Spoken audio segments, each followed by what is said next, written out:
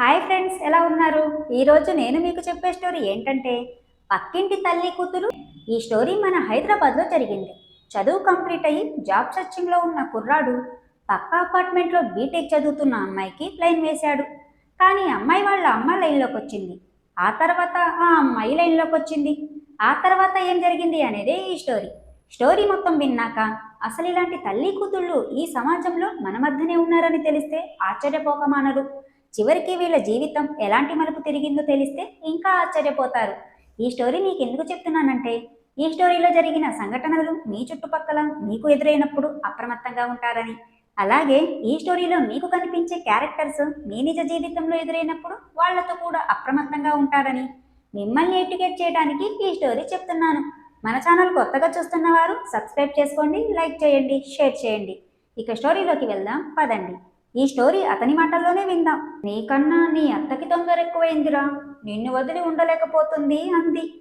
నీ మాయలో పడి నీ అమ్మని వదిలేస్తానేమోనని భయం అనుకుంటా అన్న. అంతేలే, రోజు ఒకరిని ఒకరు వదలకుండా ఉంటారు. నేనే పిచ్చిదాన్ని, నీకోసం ఆలోచిస్తుంటా అంది. అలా ఏం కాదులే పొట్టి, నీతో కూడా ఉంటున్నాగా నైట్ టైంలో అన్న.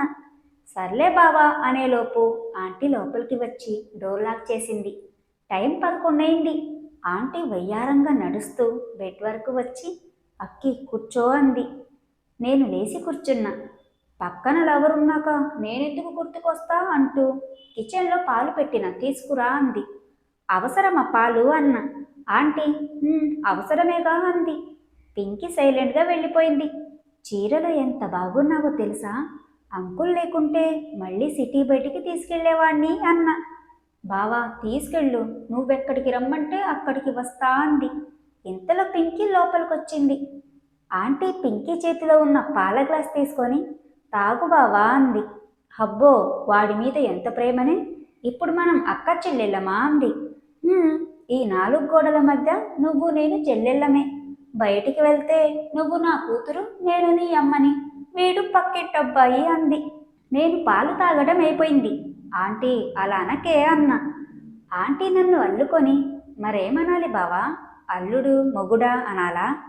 నేను పింకీని కూడా దగ్గరికి లాక్కొని ఇద్దరు ఒకే వరుసతో పిలవండి అన్న.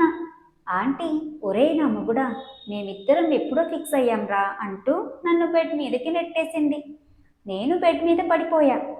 ఆంటీ పింకీ చెరోవైపు పడుకొని ముద్దులు పెట్టడం మొదలెట్టారు.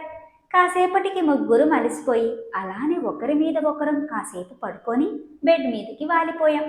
కాసేపు మాట్లాడుకొని ఇంకోసారి అలసిపోయి పడుకున్నాము. మార్నింగ్ లేచేసరికి ముగ్గురం ఒకరిని ఒకరం అల్లుకొని ఉన్నాం. నేను ఆంటీని లేపి వెళ్తా అని టైం చూసా. 7:30 అయింది. నేను భయంతో ఒక్కసారిగా ఆంటీ లే, మనం దొరికిపోయాం, ఒక్కసారి టైం చూడు, అంకుల్ మనల్ని చంపేస్తాడు అన్న. ఆంటీ అబ్బా అక్కే, ఆయన లేడు, రాత్రి ఊరికెళ్ళాడు, పడుకోరా నువ్వు కాసేపు అంది. నేను ఏంటి అన్న. ఆంటీ లేచి కూర్చొని నిన్న సాయంత్రం నువ్వు వచ్చి వెళ్ళాక మీ అంకుల్ ఊరికెళ్ళాడు అంది. మరి నాకెందుకు చెప్పలేదు అన్న. కావాలని చెప్పలేదు, చెబితే నిద్రపోనిచ్చేవాడివా, అందుకే చెప్పలేదు అంది. నేను ఆంటీని వెనక్కి నెట్టి మీదికి వెళ్ళి ఇలాంటి విషయాలు లేట్గా చెప్పొద్దు, ముందే చెప్తే రిలాక్స్గా ఉంటాగా అన్న. రాత్రి మేము అంతలా అరుస్తుంటే నువ్వే అర్థం చేసుకోవాలి అంది. కనీసం ఇది కూడా చెప్పలేదు అన్న పింకీ వైపు చూస్తూ. ఇది దాని ఆలోచనే, ఆయన లేడని చెప్పకు అంది. అందుకే నేను కూడా చెప్పలేదు అంది. సరే వెళ్తా అని లేస్తున్నా. ఆంటీ నా చేయి పట్టుకొని వెళ్తావా బావా, నన్ను వదిలేసి అంది. ఆంటీ అలా అనేసరికి నాకున్న కోపం మొత్తం పోయి ఆంటీ పక్కనే పడుకొని చెప్పు అన్న. ఆంటీ నన్ను అల్లుకొని సారీ బావా, పింకీ చెప్పొద్దు అన్నదని నేను చెప్పలేదు అంది. పర్లేదులే, ఇప్పుడు వెళ్ళనా ఉండనా అన్న. ఎక్కడికి వెళ్ళేది, ఇంకో 2 రోజులు నువ్వు ఇంట్లో నుండి బయటికి వెళ్ళేదే లేదు అంది. అంకుల్ లేకుంటే ఇంట్లో నాదే రాజ్యం, నేనేం చేసినా ఆపేవాళ్ళు లేరు. ఆంటీ పింకీ అయితే ఇక నేను చెప్పింది చేస్తారు, నేను ఎలా ఉండమంటే అలా ఉంటారు. ఇక నేను ఆంటీని కిస్ చేశా. హబ్బా ముఖం కడుక్కోరా బావా, అలానే ముద్దులు పెడుతున్నావు అంది. అలా పిలవకే అన్న. మీరిద్దరు ఏమైనా అనుకోండి, నేను మాత్రం నిన్ను బావా అని పిలుస్తా అంది ఆంటీ. అబ్బా ఆంటీ, ఇలా పొద్దున్నే కలిసి ఎన్ని రోజులైందో అన్న. నీకు రోజు కావాలంటే చెప్పు బావా అంది. "ఉమ్, రోజు కావాలి అన్నా బావా నిన్ను నిద్రలేపుతాలే ఇక నుండి అంది. నేను నా రూమ్లో పడుకుంటా, నువ్వు ఇంట్లో పడుకుంటావు, ఎలా లేపుతావు అన్నా. ఒక పని చేద్దాం అక్కి, ఇక నుండి పింకీ రూమ్లోనే పడుకో అంది. ఏమైనా ప్రాబ్లం అవుతుందేమో అంకుల్కి తెలిస్తే అన్నా.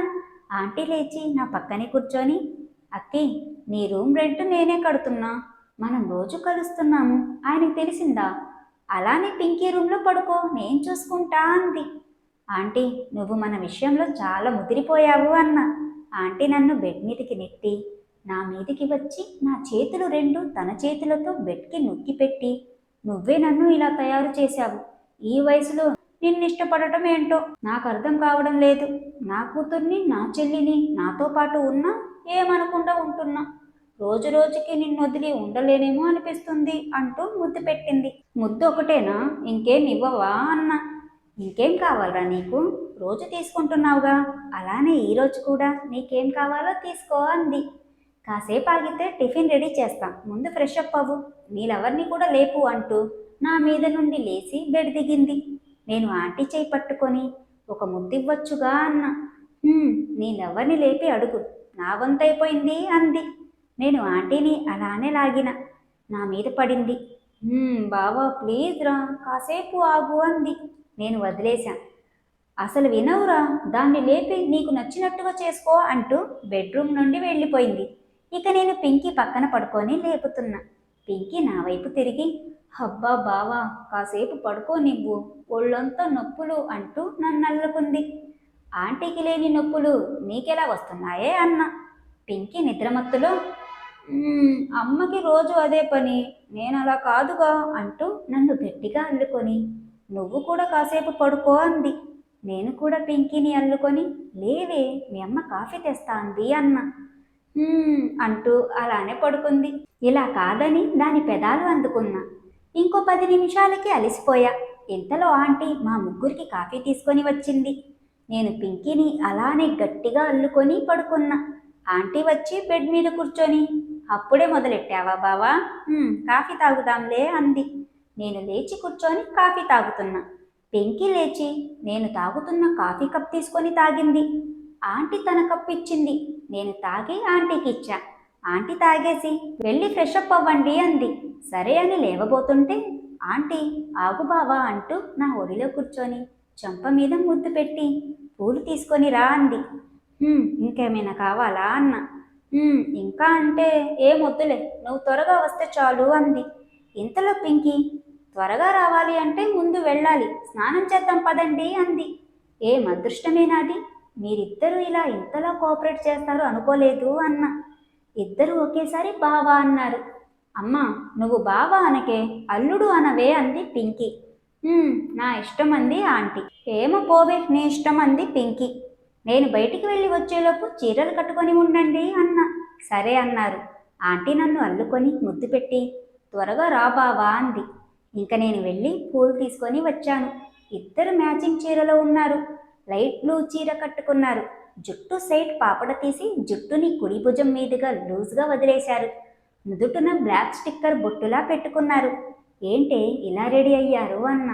ఆంటీ నవ్వుతూ, అంత పెద్ద కవర్ తెచ్చావు, ఏం తెచ్చావేంటి అంది. పింకీ నా చేతిలో ఉన్న కవర్ తీసుకొని ఓపెన్ చేసి చూసి, వామ్మో ఇన్ని పూలదండలు తెచ్చావు ఎందుకు అంది. ఏం చేస్తావురా ఇన్ని తెచ్చావు అంది ఆంటీ. కాసేపు ఆగండి మీకే తెలుస్తుంది అంటూ ఒక 4 మూరలు తీసి ఇద్దరి జడలో 2 మూరలు పెట్టిన. ఇంతలో ఆంటీ ఎన్ని తెచ్చావు అంది. 30 అన్న. ఏం చేస్తావురా వాటితో అని మళ్ళీ అడిగింది. చెప్తా లోపలికి వెళ్దాం పదండి అన్న. నువ్వు లోపలికి వెళ్ళు, మేమిప్పుడే వస్తాం అంది ఆంటీ. సరే అని పూలు తీసుకొని లోపలికి వెళ్ళి బెడ్ మీద పూలదండలు మొత్తం బయట పెట్టిన. ఈలోపు ఆంటీ పింకీ ఇద్దరు గ్లాస్లో మిల్క్ తీసుకొని లోపలికొచ్చారు. ఈ ఎపిసోడ్ ఇంతటితో ముగిస్తున్నా ఫ్రెండ్స్. మళ్ళీ నెక్స్ట్ పార్ట్లో కలుద్దాం. అంతవరకు బాయ్.